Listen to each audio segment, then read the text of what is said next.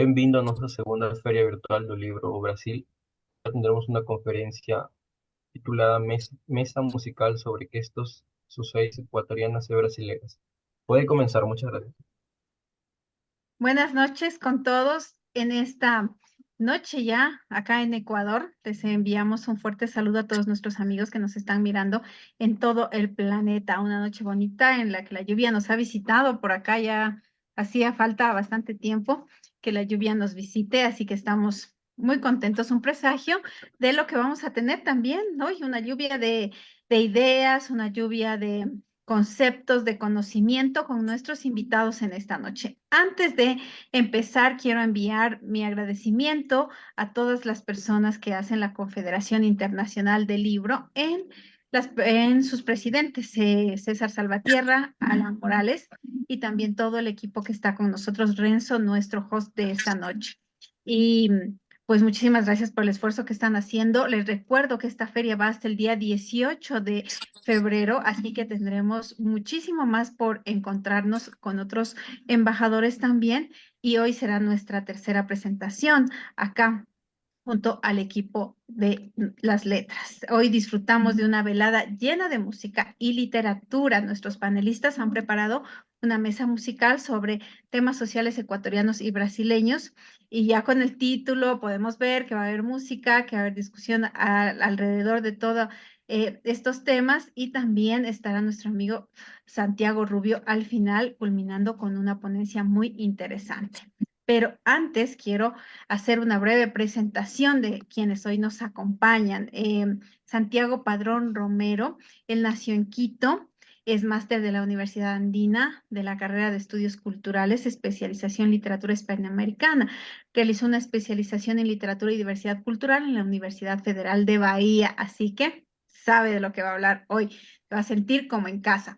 Es licenciado en Comunicación y Literatura por la Pontificia Universidad Católica del Ecuador, entre otras cosas. También está junto a nosotros Alcino Ramírez desde Guayaquil, es miembro de la Casa de la Cultura Núcleo del Guayas, miembro de RUAC, ingeniero de profesión, gestor cultural y poeta por vocación, creador de la Asociación Cultural Aurora, dedicada a difundir el trabajo de la poeta Aurora Estrada de Ramírez y de la cantautora Aurora Ramírez Góngora. Mención de honor en el tercer concurso nacional de poesía David Ledesma con su obra ¿De dónde salen las flores? También ha tenido otros concursos en los que ha obtenido tercer lugar, segundo lugar, y bueno, también es un poeta muy conocido por nosotros. Y también nuestro amigo Santiago Rubio Casanova. Él ya es de la casa y él va a estar hablando acerca de la antropofagia cultural, la territorialización de temas musicales de protesta en la dictadura, en el discurso del capoeira, y vamos a hablar acerca de lo que él hace en unos minutos cuando ya tenga su ponencia. Pero ahora vamos con la mesa que nos tienen preparados. Así que, ¿quién va a tomar primero la palabra? Como decidas tú, Irene, si deciden, puedo empezar si está a Sí, claro, gusto de la mesa. ya. Perfecto. Bueno, lo mío, como ya un poco Irene nos anticipó, es justamente ese relacionamiento. Quería contarles de cuál fue una experiencia vívida, ¿no? Y un poco lo titulé como Brasil en la mirada de un andino. Esto es una suerte de una mala confesión o un relato de vida sin mucho rigor. Entonces, contarles que, bueno, en el 2006 yo llegué a Salvador de Bahía y fue como suficiente el año y medio de estadía allá para saber que luego de ese viaje mi vida no iba a ser la misma. Y bueno, esto es como un perogrullo, ¿no es cierto? Siempre decir que el viaje es una transformación, pero en mi caso sí tengo que decir que fue una confirmación. Es decir, el viaje se convertía en esa suerte de nueva vida, ¿no? En esa época, cuando viajé a Salvador de Bahía, estaba carente de fe religiosa, ¿no? Buscaba sobre todo en historias pretéritas, andinas, empecé a buscar los dioses andinos y buscaba respuestas para intentar sobrellevar una barbarie, mi barbarie, esta barbarie de no saber quién era, no poder distinguirme. Así empezó a nacer poco a poco en ciertos viajes por Sudamérica una extraña disposición anímica. Anímica por el tema del ánimo, es decir, por el tema del alma. Y ahí hubo como ese entronque entre Salvador de Bahía y mi corazón o Shungu, como decimos aquí en los Andes con el Quichua, ¿no? Así llegué a la Universidad Federal de Bahía, como les cuento. Estando allá, lo que hice fue trocar mi beca que correspondía a la vivienda por una tiquetera de pasajes, porque no quería vivir en la universidad, en el recinto universitario. Había decidido morar en un barrio llamado Itapúa, que ya me lo llevaban reminiscencias poéticas, ¿no? Estaba Caetano cantando a Itapúa, Vinicius, y bueno, casi todos los gestos musicales daban cuenta al final de Itapúa, ¿no?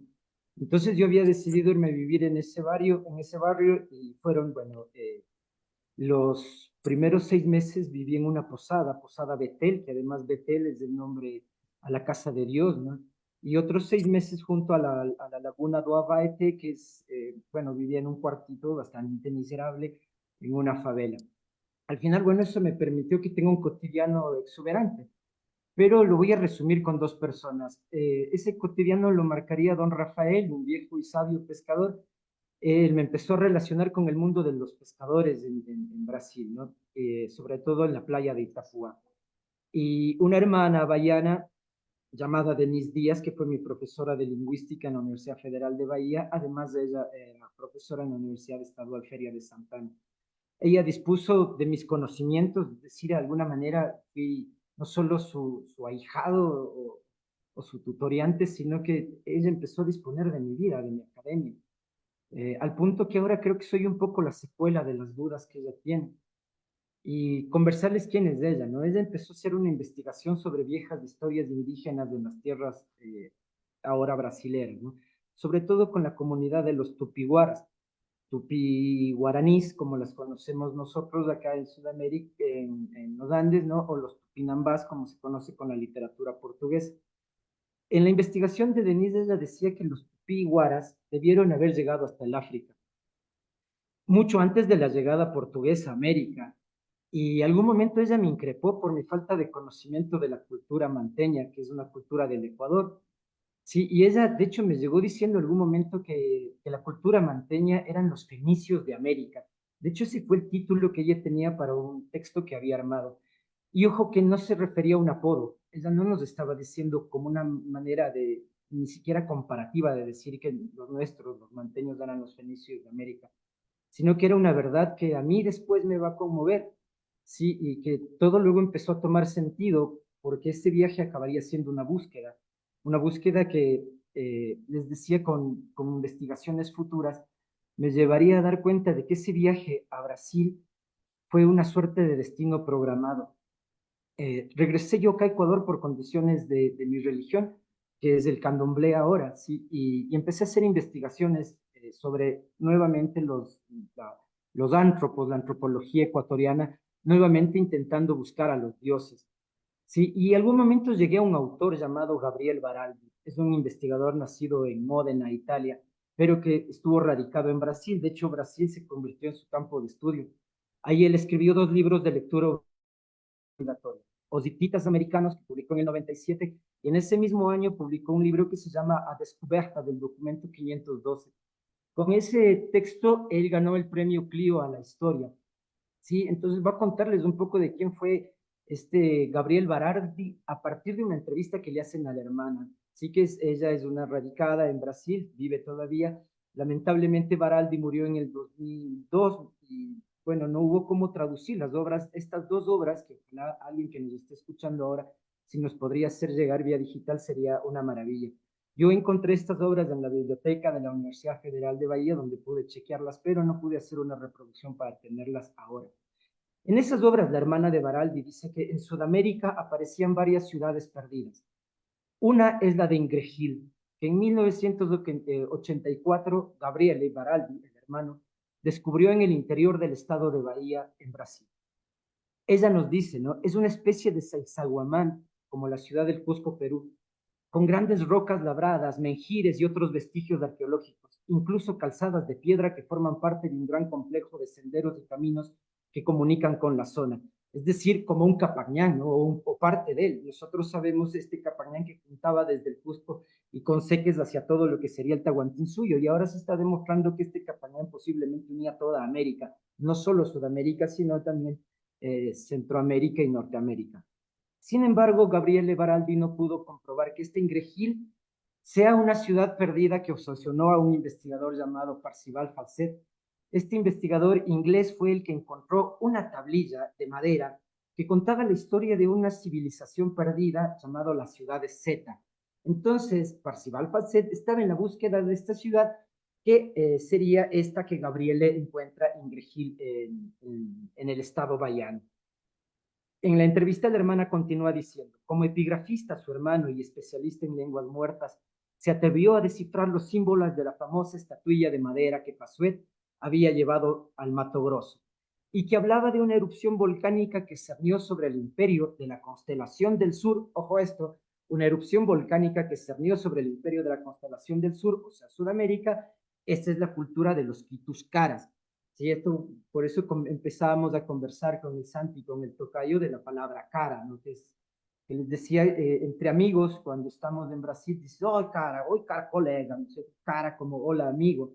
Y esta cultura, les digo que se radicó aquí en los Andes ecuatoriales, era la llamada Quitus cara, ¿no? Hay una investigación muy profunda hecha sobre este tema de Ruth Rodríguez Sotomayor, es una investigadora lingüista, no sé si es filóloga, no quiero ponerle ese título, pero es lingüista sí, y ella hizo una investigación, ya lleva más de 30 años viviendo en España y está contando sobre todo esta vida de los preamericanos. Bueno, a Gabriele Baraldi, volviendo al tema de estos conocimientos de estas piedras y de estos registros líticos que encontró, le permitieron sumergirse en el estudio de los hititas. Ojo, ya un tema intercontinental. Él pudo comprobar entonces una conexión entre Oriente y América a través de una piedra que se llama la piedra de Linga, o la piedra de Linga, con pronunciación que sería portuguesa ahora. Es una piedra gigantesca que se encontró igual en el estado de Bahía, que está llena de detalles, de imágenes que al principio pensábamos que iba a ser imposible descifrar. Sin embargo, como les decía, Baraldi empezó a encontrar pictogramas de carácter hitita. Y no solo eso, sino también encontró en ese complejos mensajes de análisis mesopotámico e inclusive en esta tablilla que se encuentra, que les decía de Faucet, el primer investigador, que se encuentra el relato de esta Cruz del Sur, del Imperio de la Cruz del Sur, que desaparece por una erupción volcánica. También se encuentra en este tipo de escritura, por ejemplo, en la isla de Pascua.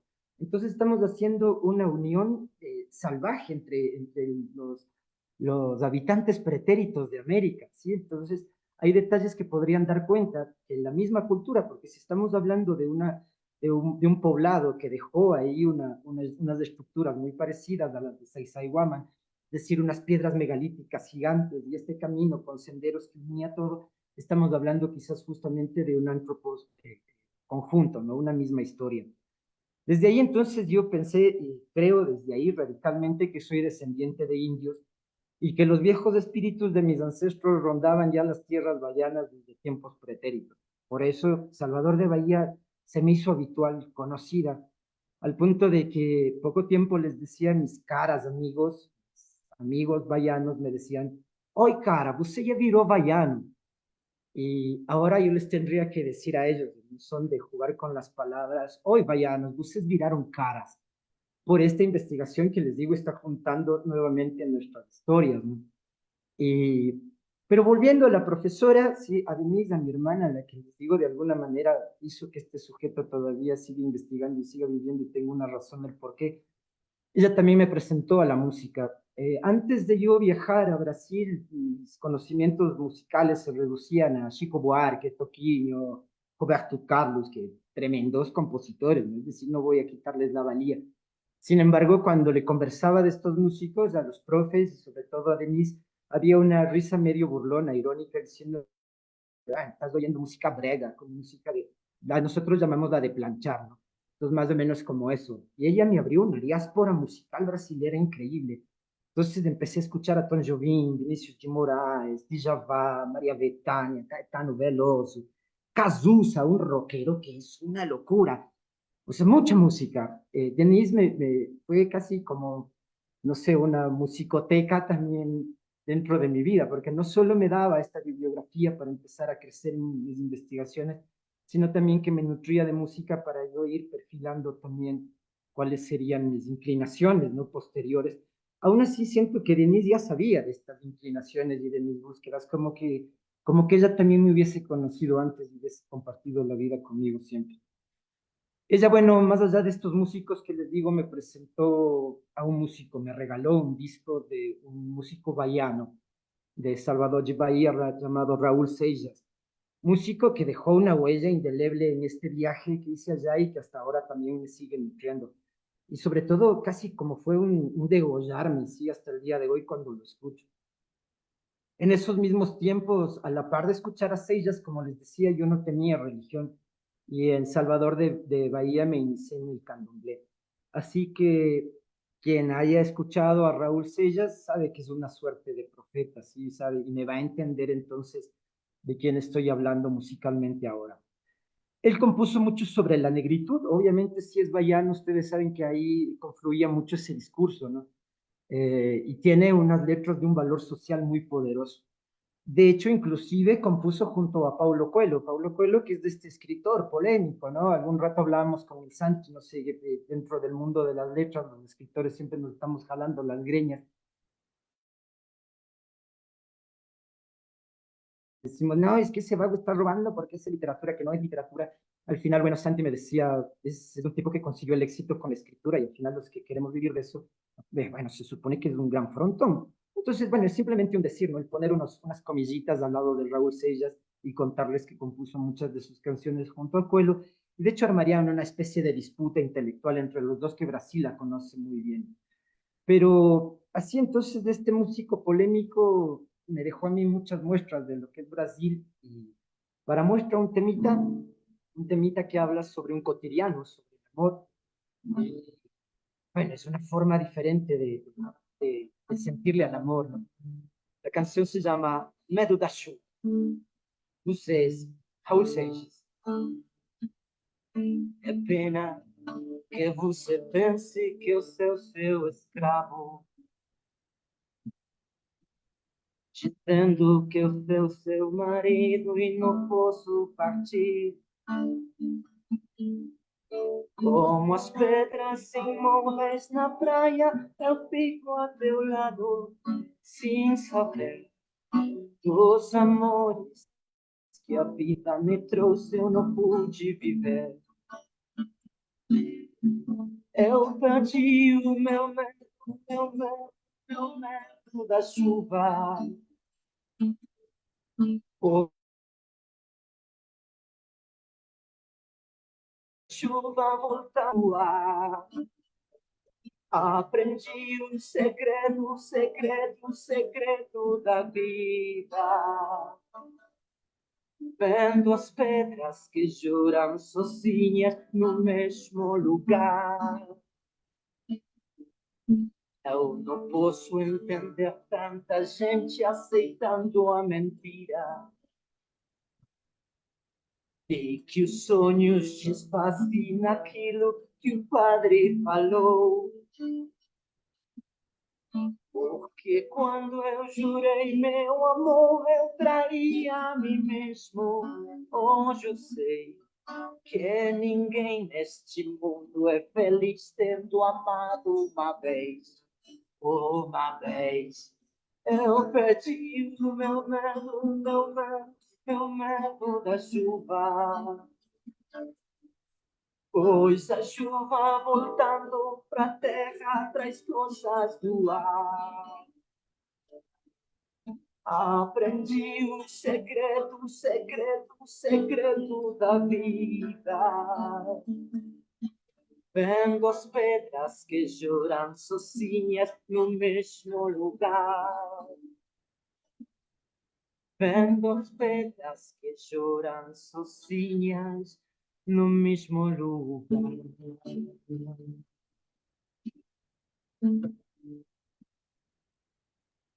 Muy Bueno, bien, pues, gracias Santiago por compartir toda tu experiencia también. Y bueno, yo aquí, tú decías, ya mencionaste en dos ocasiones o tres, que tú sentías como que ya habías estado allá, que tus amigos también sentían eso. Entonces estaba pensando en eso de que quizás en otras vidas podrá ser posible. Ya estaba imaginándome alguna historia por ahí. Y y también sí, es que, mira, tu hay un gesto amiga y de todo es espíritu. algo que, bueno, a veces uno siente, ¿no? Que ha estado en tal o cual, pero no tantas veces en un mismo lugar. Y sabes que además, bueno, hay un gesto de espiritualidad que se repite con ellos, ¿verdad? Y te digo, sobre todo ya entrando en la cultura, entrando a comprender un poco este mundo del cotidiano, del baiano, donde está esta mixtura, porque hablar de Brasil, del Brasil y de la cultura es casi como intentar.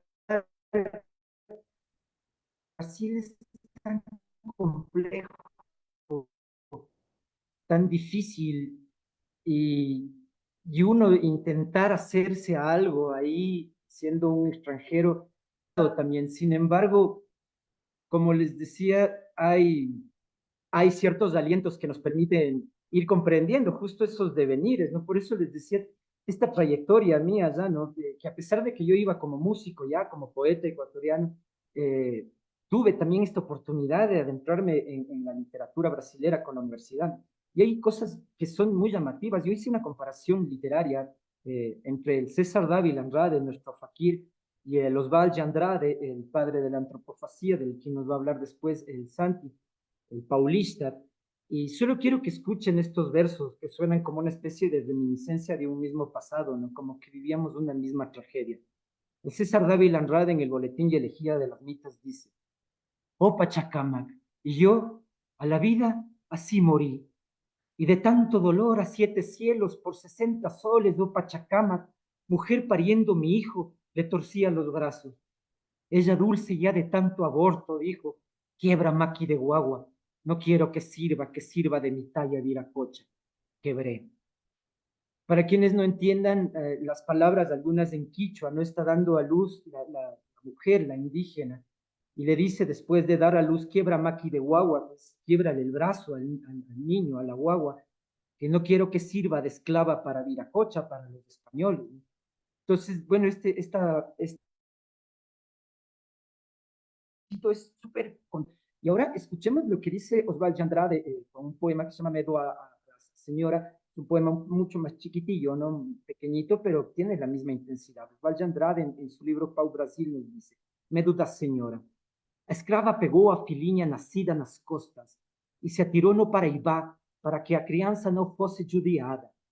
Es decir, lo que nos está diciendo es que la madre cogía a su hija y se la ponía en las espaldas y se lanzaba al río y moría con su hija, es decir, preferían el suicidio antes de que su hija fuese algún momento enjuiciada o llevada a estos procesos que tenían casi inquisidores portugueses y los españoles en tiempos de la conquista, ¿no? Entonces, lo que tú decías, Irene, es como que yo empecé a darme cuenta que además había una denuncia que era la misma y era una pérdida, era una muerte de un tiempo, la imposición de otro. Y a pesar de que también hay la migración negra, ¿no? Santi ya va a hablar que quizás nosotros podemos ahora anticipar con la historia oficial. Entonces hay una necesidad de reconocer esas barbaries y cómo al final también nuestra poesía, nuestros gestos literarios daban cuenta, ¿no? De eso que de lo que vivieron nuestros ancestros y nos lo plasmaban con esa literatura toda doliente. Es una historia que creo yo no debemos repetir y por eso es justo hermanar nuestros, estos devenires, ¿no? Estas historias que al final ahora estamos intentando complejamente que se entrelacen. Así Al es, quizá final creo porque que sí es nuestra necesaria historia, una búsqueda de reivindicación. Y bueno, para ir cerrando un poco este coloquio, decirles que más que una experiencia académica, como les decía antes, fue una comprensión hacia la propia ancestralidad, ¿no? A pesar de las distancias que yo sentía, ¿no? De mi origen andino, hubo esa profunda conexión con el nordeste brasileño. Creo que en cada rincón del Salvador se puede percibir esa historia compartida, pretérita, entre los Andes y estas costas del Atlántico. Les voy a presentar una baladita de mi autoría que da una respuesta humilde y generosa a esta historia que me regaló Brasil algún momento. No fecha porta ao amor se llama la canción y está dentro del disco Canchista Quicuna que lo presenté el año anterior y que está estos tiempos en promoción, ¿no? Estoy intentando publicitarlo. Y bueno, la canción dice: eu sei e não posso estar bem com a vida, que sou uma alma perdida, depois de você nada aconteceu. Eu sei que você ainda tá afim, que precisa tanto de mim, como é o do seu coração. É loucura não ouvir o coração tocar o fogo da paixão, fechar a porta ao amor. Não posso acordar sem coração, meu caminho solo é de solidão. Fecha a porta ao amor. Oh, oh, oh, oh, oh, talvez algum dia na rua esquecida você escute o choro da ferida que agora sabe a você. Talvez algum cheiro te lembre de mim, a canção que eu te escrevi, o som do meu coração. É loucura não ouvir o coração, de apagar o fogo da paixão, fechar a porta ao amor. Eu não posso acordar sem o coração, meu caminho solo é de solidão, fecha a porta ao amor. Oh, oh, oh, oh, oh, oh, oh, oh, oh. Além do tempo, meu amor foi consagrado para você.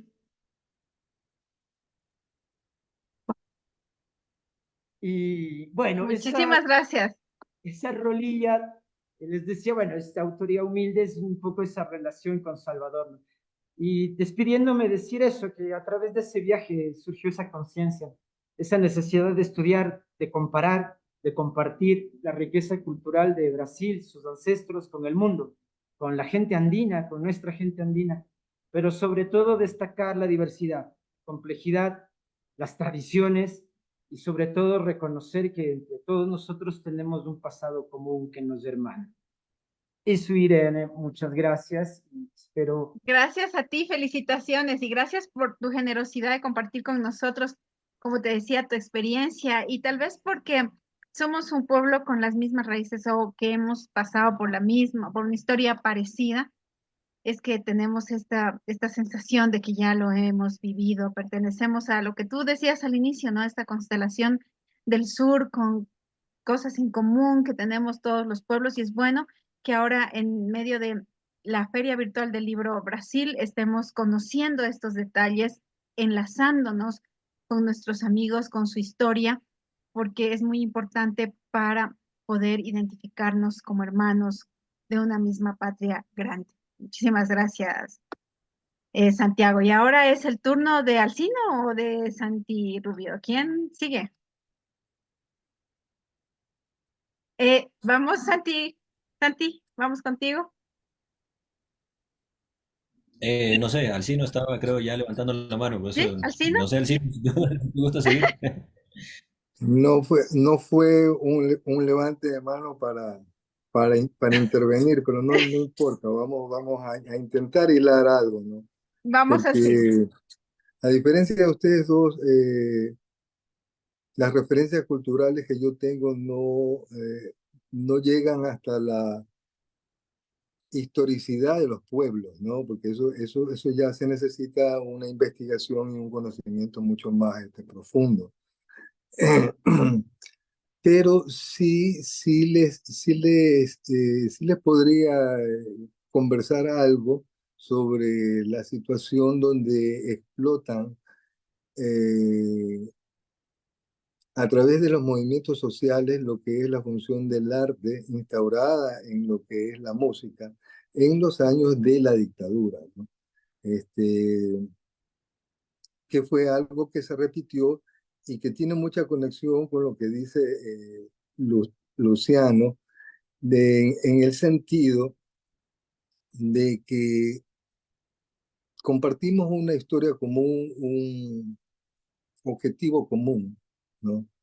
Y lo de las motivaciones también son muy parecidas en todos nuestros pueblos, porque al fin y al cabo siempre hemos sido pueblos sometidos, ¿no?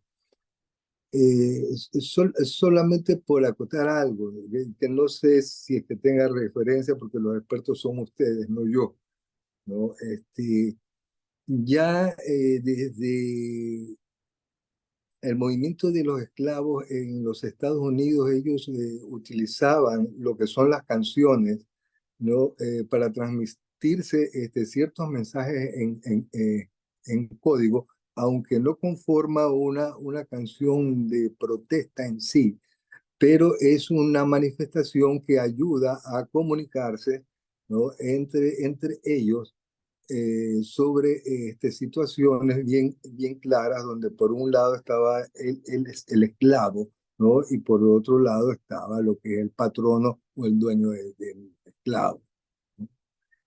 Ya hacia los años 60, cuando se instauran casi todas las dictaduras, Brasil creo que tiene tres, si es que mal no recuerdo porque lo leí alguna vez, tiene tres representantes, que es Caetano Veloso, Gilberto Gil, me parece, y el gran Chico Buarque, ¿no? El gran Chico Buarque, que sufrieron las mismas penurias de los cantantes de protesta en Argentina, en Chile y en algunos otros países donde se dieron las confrontaciones de los obreros y donde los artistas tuvieron un papel preponderante desde el lado de la música y desde el lado de la literatura, ¿no?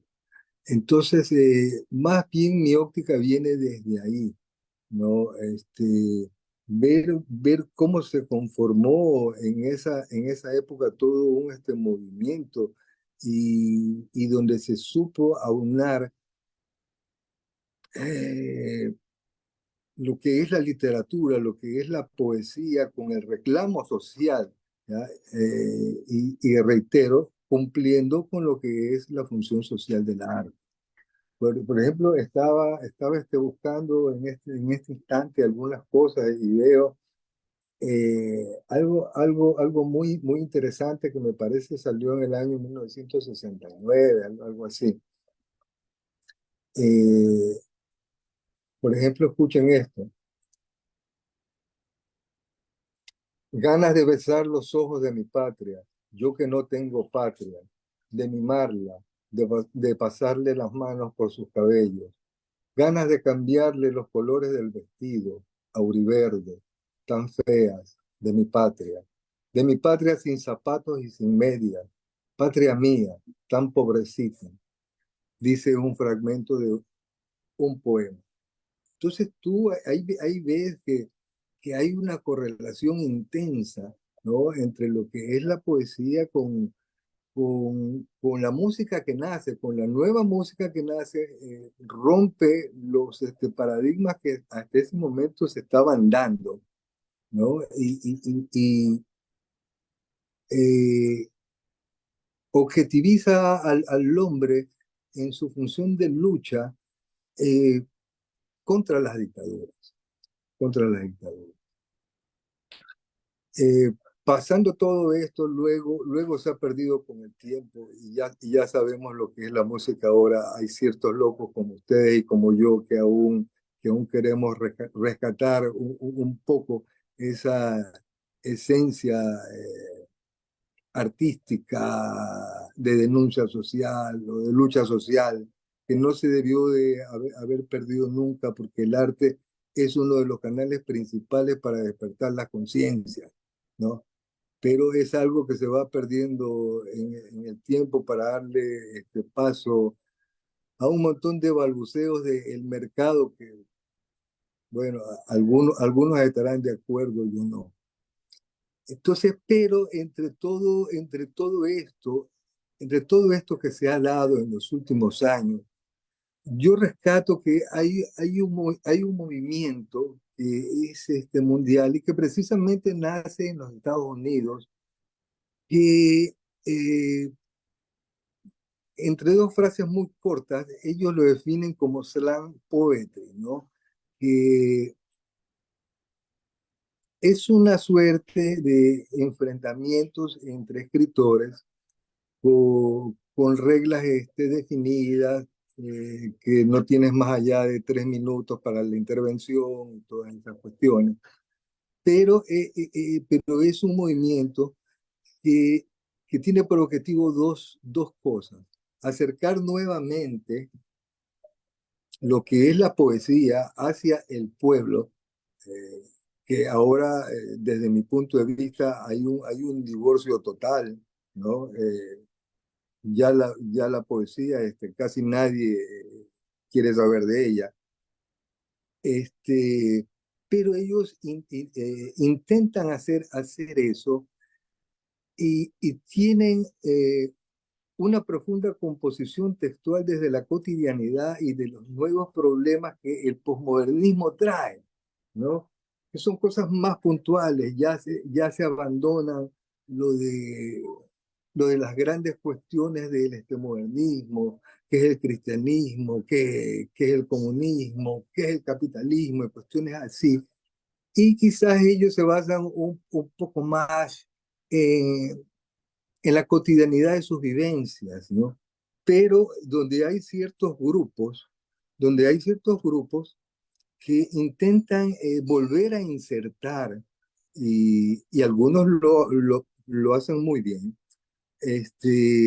lo que son las falencias de lo que la sociedad te ofrece eh, para los jóvenes, ¿no?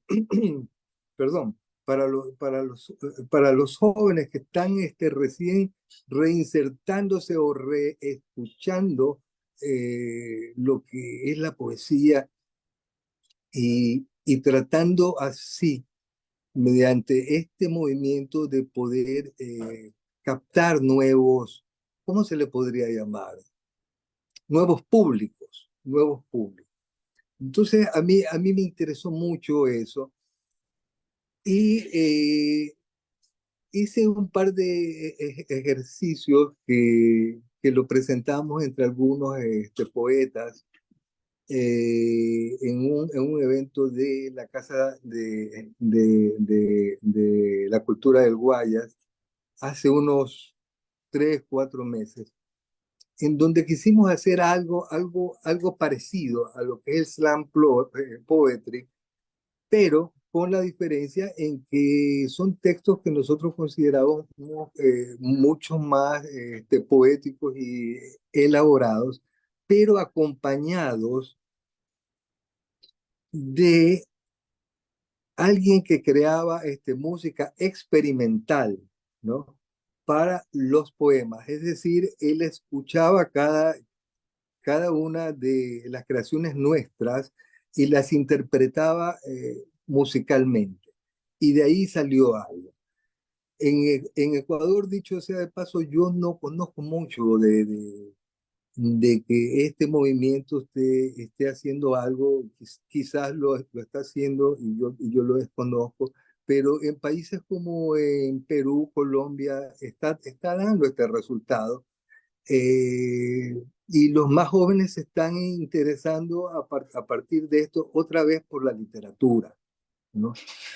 Eh, Son composiciones donde en este momento tú le estás agregando música de cualquier tipo, música experimental. Yo lo hice con música experimental. Entonces, lo que les he querido traer hoy es un par de esos experimentos, porque me parece que se insertaba bien en el tema sobre las experiencias sociales a través de la música y de la literatura. Sí, hasta ahí creo que está más o menos entendido todo el preámbulo, ¿no? Entonces, voy a leerles algo que yo hice, primero sin lo que es música de fondo, sino solamente una lectura con ciertas inflexiones de voz, ¿no? Y luego quiero hacerles un tema que ahí sí le voy a incluir algo de música experimental, con esta poesía que hasta cierto punto también es experimental, ¿no? Entonces ahí les voy con algo, ojalá que les guste. Mi patria es la poesía, poesía de dientes lechosos y de mulares negros. Es poesía atrapada en los dedos de los brujos. Es viva en las carnes de las cortesanas que amamantan las sociedades de los frutos huérfanos.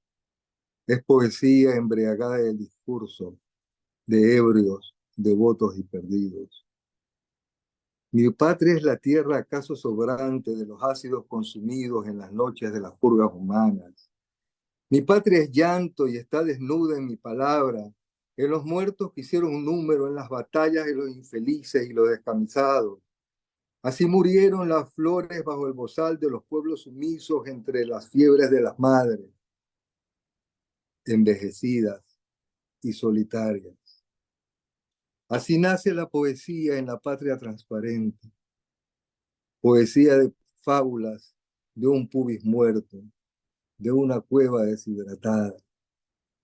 Sobre una placenta desechada concurren versos de pájaros suicidas. Hay palabras escritas en los papeles, palabras insanas y melancólicas sobre mí, palabras con olor a músculo sangrante.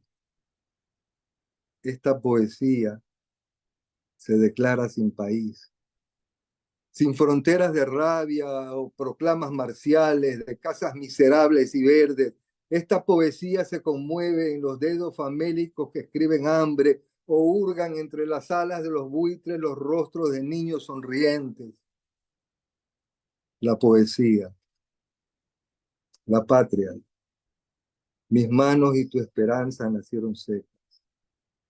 Alguien heredó las agonías.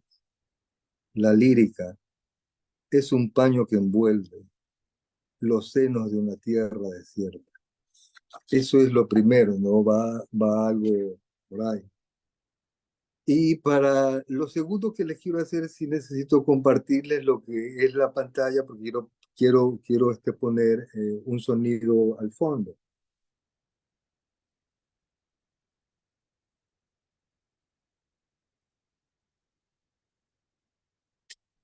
Dice que solo el anfitrión puede hacer lo que es el compartimiento de las pantallas. No sé, Irene, si puedas dar permiso para eso. Renzo está de anfitrión, que nos permita compartir a todos los ponentes, por favor.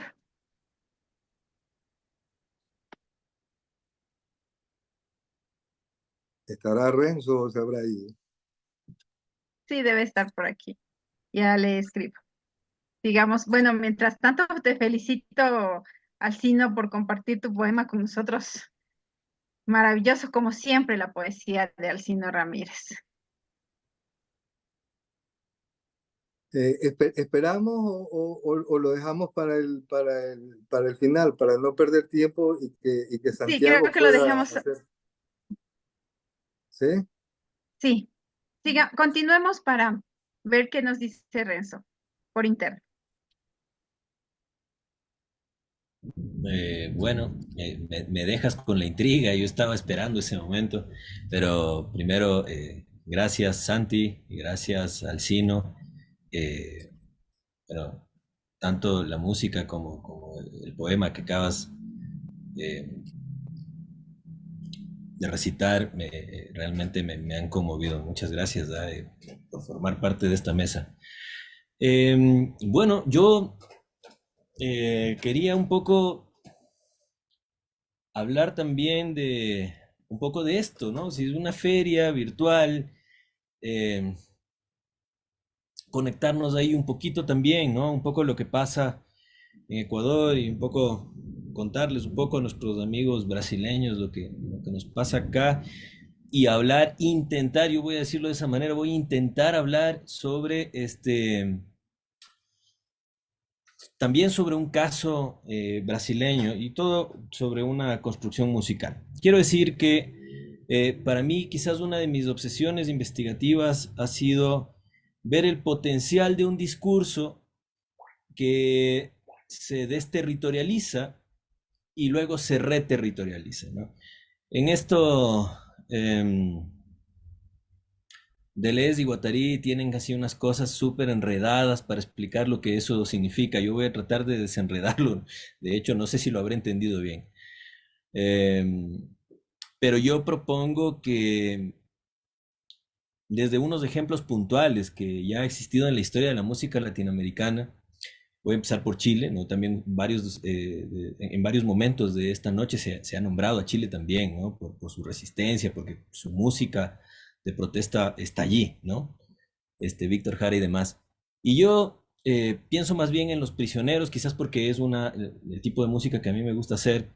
Y entonces había un grupo, si mal no recuerdo, se llama Los Electrodomésticos, más o menos contemporáneos de Los Prisioneros, que mientras Pinochet decía, estamos todos bien porque todos los chilenos, se vive el milagro chileno y estamos todos con electrodomésticos, este grupo tomaba sonidos de electrodomésticos y los metía en sus canciones, pero para ironizar el milagro chileno, ¿no? Y además ponía el discurso de los buses, nos sacaba el audio de un bus donde se subía gente a pedir limosna y tal cosa, para subvertir ese otro discurso que desde la política colmaba los medios de comunicación y decía, estamos súper bien, aquí nada pasa, estamos viviendo el milagro chileno, nunca hemos estado mejor y ni sé qué, ¿no?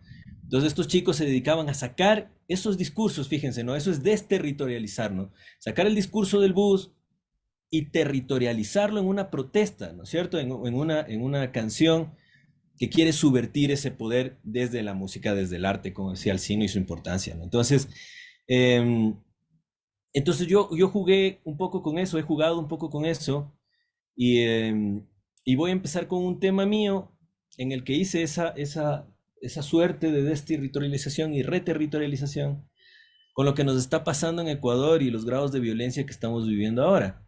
Y luego lo voy a llevar a Brasil, ¿no? A una investigación que hice y en la que leeré un pedacito de un largo artículo que escribí hace unos años sobre este caso. Y claro, intentaré explicar más que leer para no aburrirles, ¿ya? Mi hijo me pidió que les muestre que hizo la bandera de Brasil en un cubo Rubik. Bueno, ¿no? Si después no lo muestro se enojan conmigo, ¿eh? Entonces, bueno, sepan disculpar. Bueno,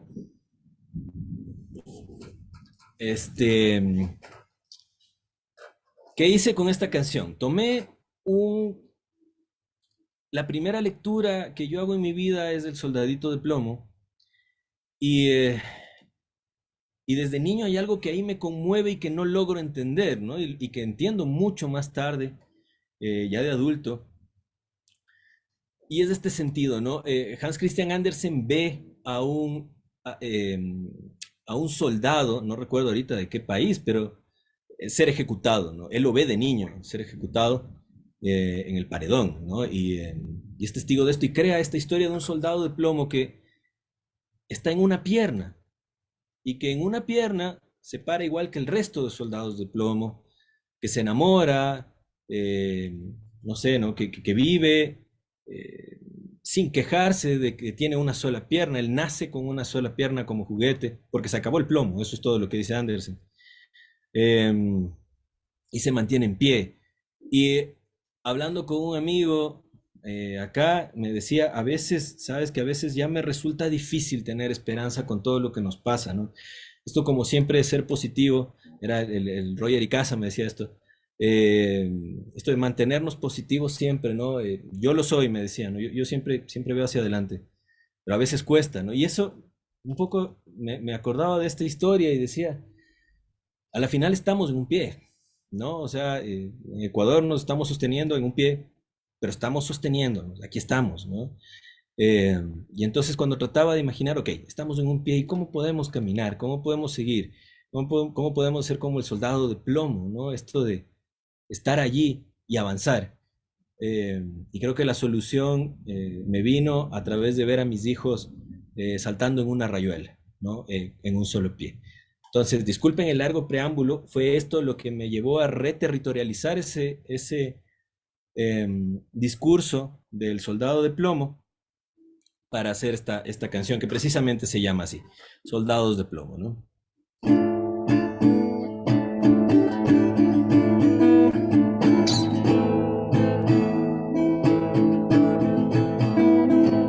¿Se escucha bien? ¿Sí? ¿Se alcanza a escuchar? Chévere. Te paras muy firme frente a la vida, no tienes apoyo, hay tanto homicida y que ponte de pie.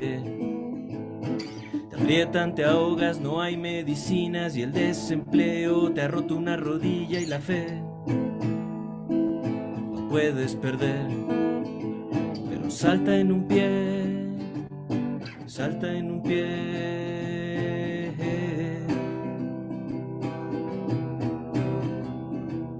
Salta en un pie y vuelve a creer. Una muleta esperanza te brinda un paso y la corrupción ha borrado tu rastro y que ponte de pie. Avanza sin brillo, no hay luz ni espacio y en tu suelo rayuelas de canto y ser libre otra vez. Salta en un pie, salta en un pie.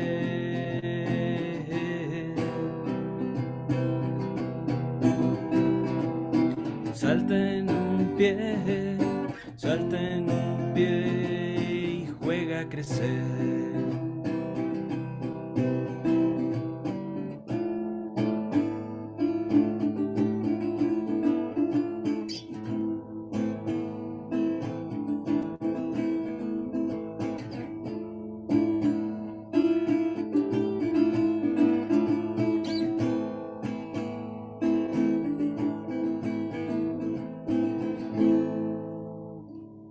La piedra cayó en lejana casilla, para caminar hace falta una postilla y un bien. Inmuebles, ¿ok? El trazo te muerde, golpea la canilla, el aeroplano te deja en la orilla entre el progreso y perder. Pero salta en un pie, salta en un pie.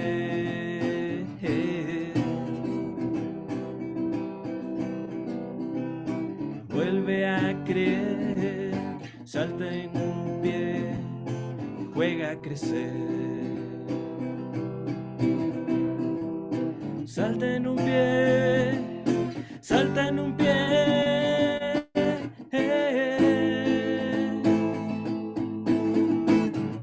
Salta en un pie, salta en un pie, juega a crecer.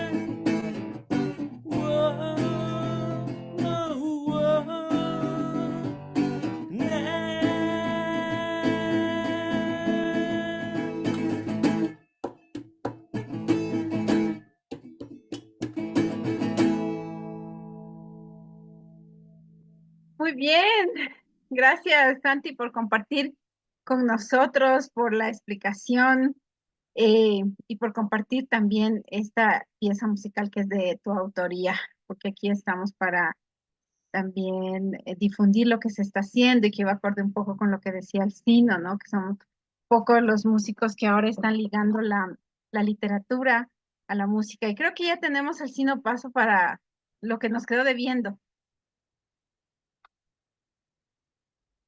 Alcino, ¿estás sin micrófono? No te escuchamos.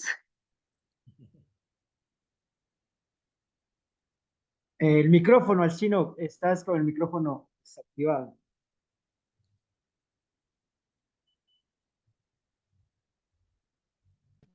Ya, espérenme un minuto nada más, un minutito que esto es rápido.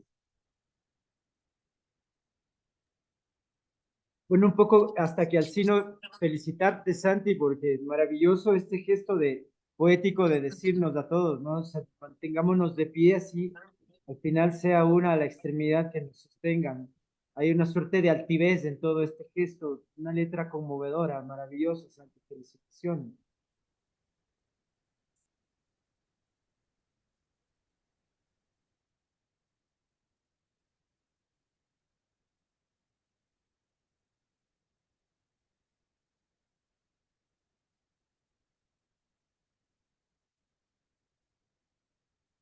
Ok, si me escuchan?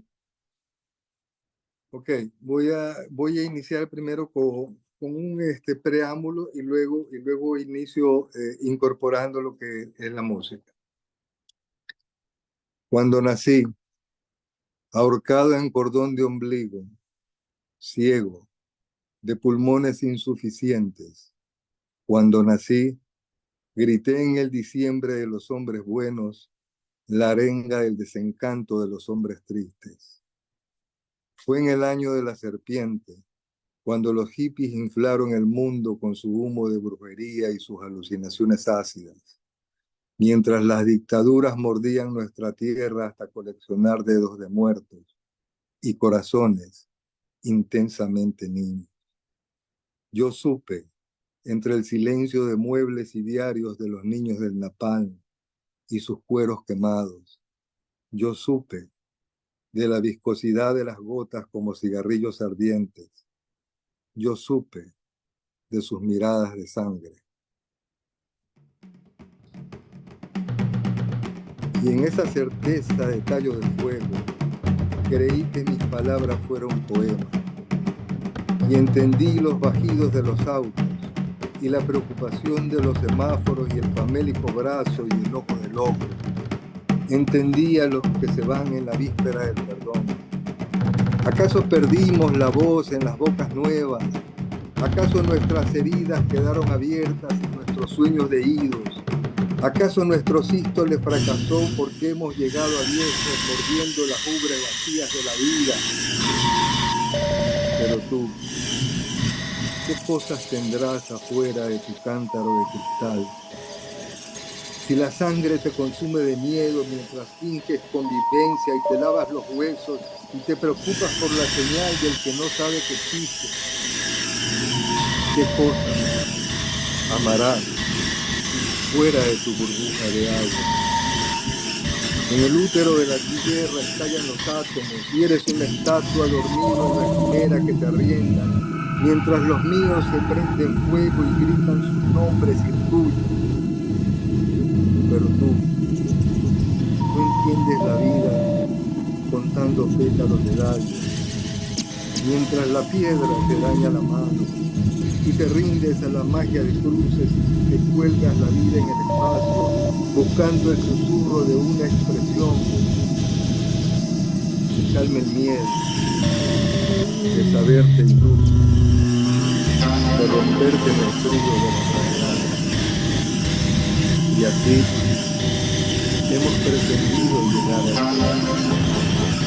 Hemos pretendido llamarnos poetas por el intendente detrás del sudor, del llanto, del hambre y de la sed, de la orfandad del pecho, del pasadizo de los muertos. Estamos destamando la falsa sangre de este día, ajeno a la alegría.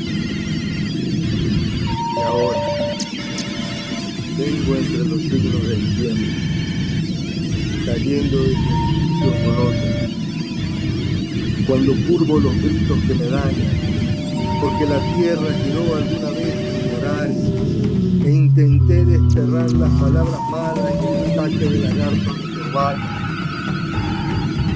Solo comí del monstruo para sanar el dolor y ver la mañana encender.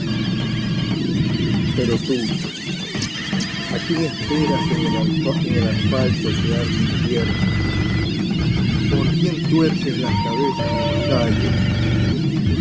Y así serpenteamos entre la sangre de los que estuvieron en los muros, y miramos océanos donde empujamos naves extrañas, mientras el ojo se dilata y forma huracanes que nos empujan al estómago del monstruo, a los ácidos del monstruo,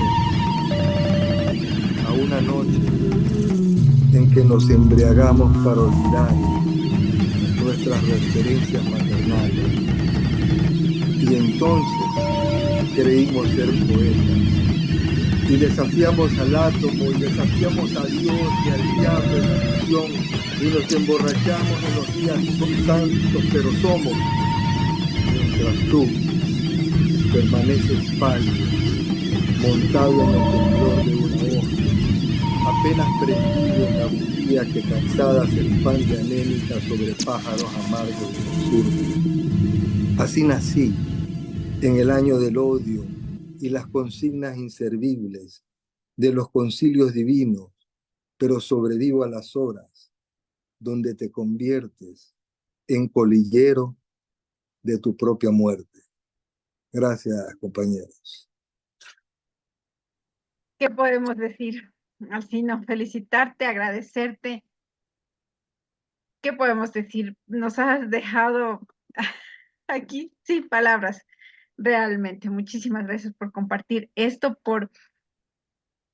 creo que todo este movimiento y todos nuestros amigos que nos escuchan pueden ver que se está haciendo cosas diferentes y que todavía nos mantenemos en la lucha por hacer buena música, buena obra literaria, porque nuestros jóvenes se vayan alineando a esta forma del arte. Y no podría ser de otra manera porque, como tú decías, Alcino, los artistas han levantado la voz a través de los tiempos, porque si no fuera así, entonces, ¿para qué? Entonces, ¿cómo? ¿Verdad? ¿Algo Así que es. quieran decir nuestros amigos Santis antes de leer unos comentarios que tenemos de las redes sociales? Sí, es un poco eso lo que tú decías, ¿no? Esto de intentar ir conciliando nuestras visiones, que al final son visiones subjetivas, no somos personeros simplemente de un nivel de experiencia único, propio, pero estas lecturas al final nuestras subjetivas son muestra de una visión colectiva, ¿no? Intentamos al final, sí, justamente entrelazarnos, agrupar. Creo que la vida no tendría sentido si es que no podemos compartir las cosas, ¿no? Y la urgencia, además, les decía yo, ¿no? Esto de compartir no necesariamente los productos culturales que puedan estar surgiendo, ¿no? Sino también los ancestros, compartir historias que son compartidas, dolores que compartimos y desde ahí ir fusionando una sola visión de una América unida.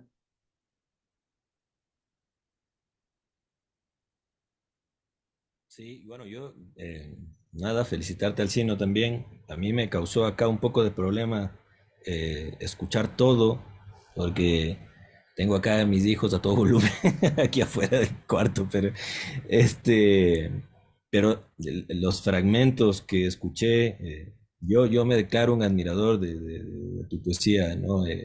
Cada vez que la escucho me deja conmovido, Somos dos, Santi.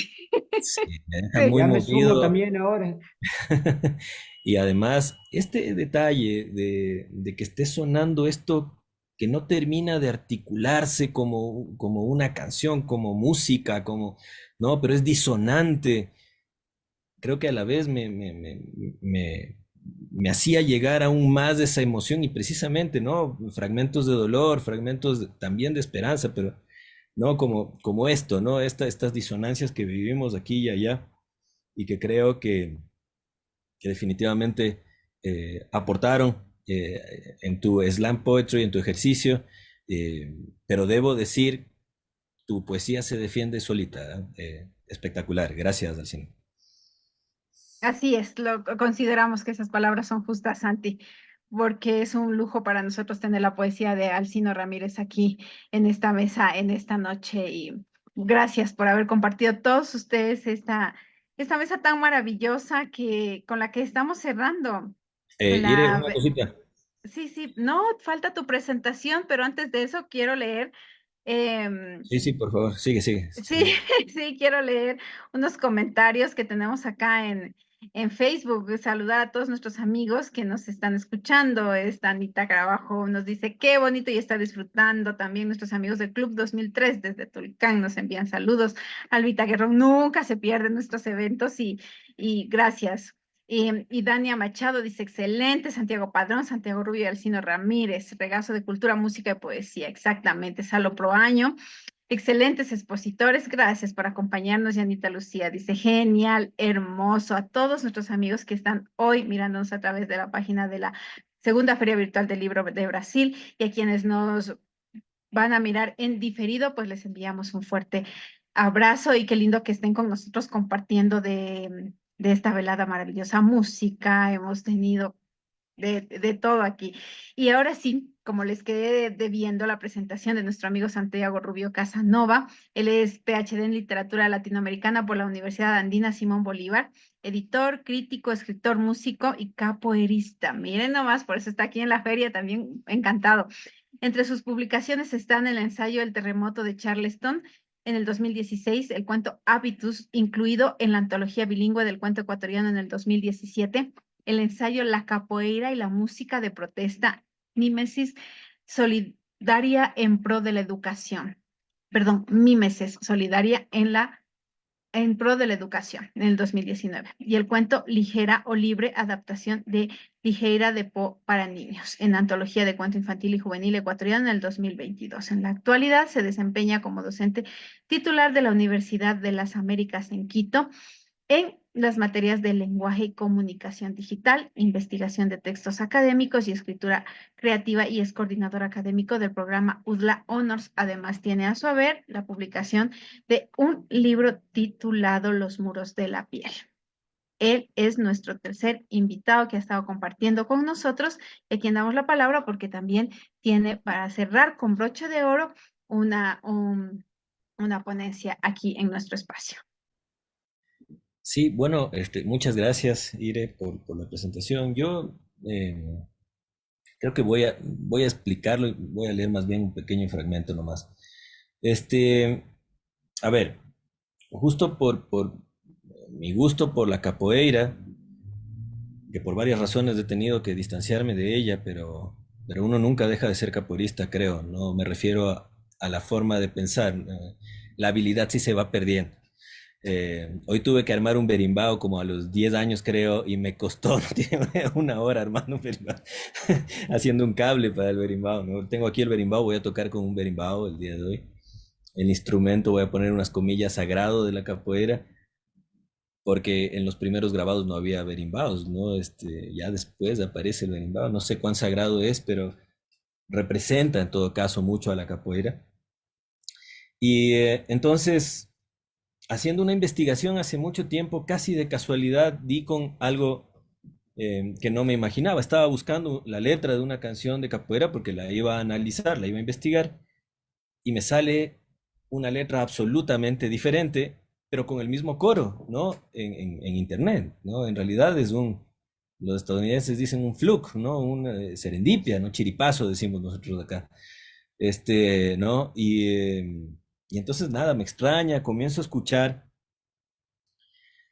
y entonces entiendo varios conceptos, o me meto a entender varios conceptos como la antropofagia cultural, de la que hablaba ya el Santi hace un ratito, con el movimiento de los modernistas brasileños y Oswald de Andrade al frente, etc. Y claro, la antropofagia cultural se apoya como movimiento en el hecho de que las comunidades autóctonas brasileñas, algunas de ellas eran antropófagas, ¿no? Entonces eran caníbales. Pero no se comían a todos sus oponentes, digamos. Exclusivamente se comían a los que habían demostrado valor en batalla, porque ellos pensaban que eso los llevaría a un estado etéreo, no sé, o sea, de trascendencia, nirvana, no sé cómo llamarle, pero un estado trascendente más rápido, ¿no? O sea, como su camino a la trascendencia sería más rápido si ellos devoraban a estas personas, a estos guerreros que habían demostrado su valor en batalla. Era como si al comerlo creciera también su propio valor, no solamente valor como coraje, ¿no? Su valor como seres humanos, ¿no? Entonces, esto se apoya culturalmente, se apalanca en ese concepto culturalmente para tomar de otras culturas todo lo que les sirva y volverlo brasileño, ¿no? Entonces, y eso es muy brasileño. O sea, tomar el jazz, acoplarlo a la música brasileña y de repente tener el bossa nova, ¿no? Es eso. Me voy a otro ejemplo fuera de la música. Tomar el jiu-jitsu japonés, llevarlo, mezclarlo con técnicas, no sé, más efectivas, y ahora se habla de jiu-jitsu brasileño, ¿no? O sea, ¿no? Entonces, es muy brasileño hacer eso, ¿no? O sea, tomar algo de otra cultura que tenga valor, no cualquier cosa, ¿no? Algo que represente un valor, algo que puede acrecentar su valor, este, metamorfosearlo, ¿no? Y volverlo propio, ¿no? Em, no será original, pero es nuestro, decía, creo que es Manuel Bandeira, ¿no? En Brasil, en alguno de estos manifiestos antropófagos que hubo. Entonces, entonces yo doy con este caso, ¿no? Digo, ¿y esta canción qué pasó? Para mí siempre era una canción de capoeira y me lleva a una canción de protesta brasileña, em, una canción que además se produce en un contexto de dictadura, mucho de lo que nos dijo también Alcino, ¿no? Y entonces me entero que Geraldo Pedrosa de Araujo Díaz, Geraldo Vandré, compone esta canción de protesta en contra de la dictadura, ¿no? Esta es la partecita que les voy a leer, ¿no? Dice, la canción de Vandré fue tomada como un llamado a la movilización en contra de la dictadura, en ese tiempo presidida por Arthur da Costa y Silva, pero que duraría hasta 1985. El tema ganó un segundo premio en el tercer Festival Internacional da Canção en Brasil, e inmediatamente fue censurada bajo el decreto A15. A su vez, esto la instauró como un himno popular estudiantil. Eso es importantísimo. La instauró como un himno popular estudiantil y antidictatorial. Aquí la antropofagia cultural. La canción sobre la ausencia de la educación en la esclavitud ha tomado el coro de una canción de protesta popular estudiantil a su favor. Entonces, antes de terminar con esa lectura y con esa apropiación, voy a tocar la canción, ¿sí? Y después termino de explicarlo. La cuestión es que existe esto que no es solo una antropofagia cultural, porque quizás es su misma cultura, pero sí es una antropofagia cultural en cuanto a discurso, el haber tomado un discurso, ¿no? Y resignificarlo, ¿no? Y eso tiene mucho que ver con este otro concepto de la desterritorialización y la reterritorialización. Entonces, sacarlo de un contexto de dictadura y colocarlo en los años 90, mestre Barrão, dicen, ¿no? En portugués, disculpe, Santi, usted que sabe más. Este mestre toma esta canción y hace un himno justo para hablar de las deficiencias que tienen a nivel educativo desde la esclavitud los afrodescendientes en Brasil. Este es el berimbau que armé. Mis amigos capoeiristas, si están por ahí, sepan disculpar. Está armado como pude, ¿no? Bueno, el cachiquí, una baqueta y una piedrita que tengo aquí. Esto es un berimbau y esto es un instrumento de un esclavo, ¿no? Esta madera es una viriba brasileña, pero nosotros acá tocamos con un eucalipto, es lo mismo, es un palito con un alambre, con un cable que sacamos nosotros de las llantas de vehículos, ¿no? En ese tiempo se tocaba con distintas otras cosas que funcionaban como ese alambre. Esta cabaza, ¿no? O calabaza que llamamos nosotros, que hace de caja de resonancia.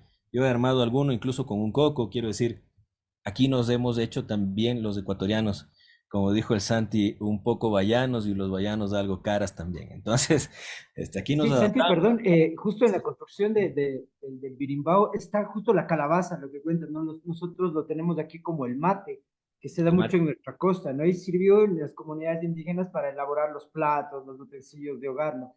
Y obviamente es muy sugerente lo que nos estás comentando en relación al instrumento del birimbao. Sí, por supuesto. Además, con la mitología africana, porque una araña que se le denomina Anansi, eh, bueno, ya me están llamando la atención por el tiempo. Entonces, Anansi, que es un protoser, le pide a Dios que necesita las historias del mundo. Dios le manda 3 rivales imposibles de vencer, pero los vence. Y cuando los vence, Dios le da las historias del mundo en una calabaza. Y desde ahí se cuentan, ¿no? Entonces es muy significativo. Bueno, entonces la canción dice acá.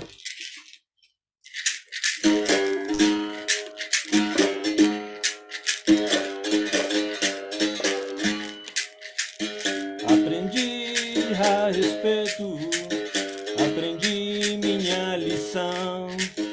As mulheres chorando e os homens no chão. As crianças gemendo e o feito na chibata na mão. As crianças gemendo e o feito na chibata na mão. O filho do nego era escravo e o do coronel tinha liberdade pra estudar na capital. E o do nego no arraial. O lápis do nego era foi seu caderno canaviade. Vamos embora, que esperar não é saber. Quem sabe faz a hora, não espera acontecer. Bem, vamos embora, que esperar não é saber. Quem sabe faz agora, não espera acontecer. La la we, la we, la we, la we, la we,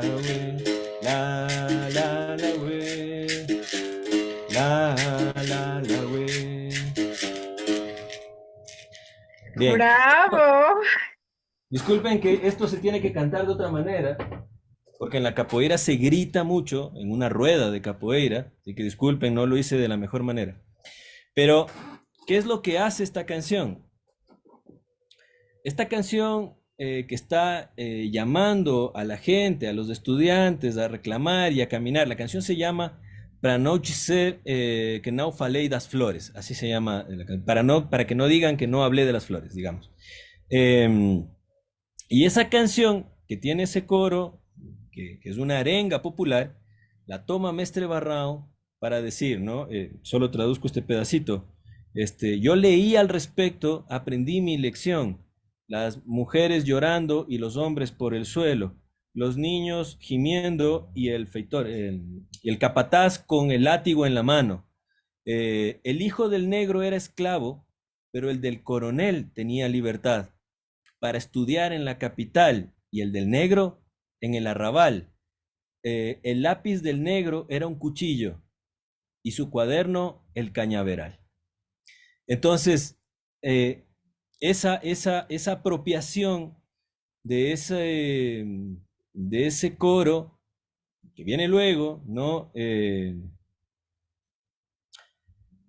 Resignifica totalmente y no esta canción, porque la dictadura también es opresión, porque la falta de educación también es opresión, y porque ciertas cuestiones de la colonialidad no se han olvidado precisamente, o no podemos olvidarlas, precisamente porque estos grupos marginales siguen viviendo una realidad cercana a esa esclavización, como decía Juan García. No esclavitud, porque la esclavitud diría que nacimos determinados a ser esclavos, más bien este poder que nos ha esclavizado. Entonces, ahí está esto, un poquito, un caso, apenas algo, de desterritorialización y reterritorialización en el discurso de protesta y en las canciones de capoeira.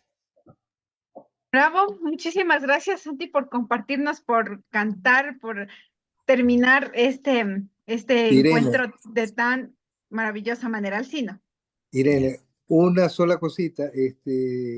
Voy a dar gracias al autor del tema mío, que es el artista José Cianca, que si no lo hacía, bueno, eso no estaba muy bien, ¿no? Entonces, el artista de ese tema es José Cianca, en lo que es el sonido.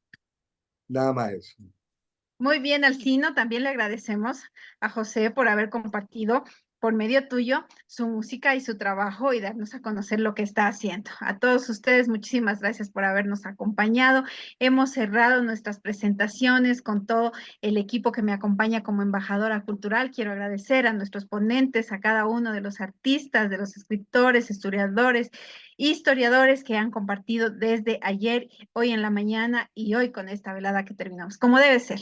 Una jornada maravillosa, la terminamos con música, con reflexión y con el pensamiento de quienes estamos trabajando en el arte, porque sabemos que esa es la forma en la que podemos nosotros llevar la voz de los que no pueden hablar y también drenar lo que nosotros ya no podemos decir de otra manera, si no es con la música, si no es con el verso, si no es con la narración, con los sonidos, con todo lo que nos hermana en esta constelación del sur, como decía Santiago Padrón al iniciar, y a mantenernos en un solo pie, aunque sea, pero con firmeza, como decía Santi Rubio, y en esa patria de la que hablaba y esos poemas que nos llegaron al alma, Alcino Ramírez. Muchísimas gracias por habernos acompañado y queremos decirles a todos quienes están en sintonía que pueden seguir conectados a través de la página de la Feria Virtual con los demás embajadores que están haciendo sus eventos. De mi parte, estaré la próxima semana con nuestra querida Cristina Labat compartiendo algo de Chico Buarque y espero que nos acompañen también. Muchísimas gracias, un abrazo enorme. Soy Irene Romo, embajadora de la Confederación Internacional del Libro.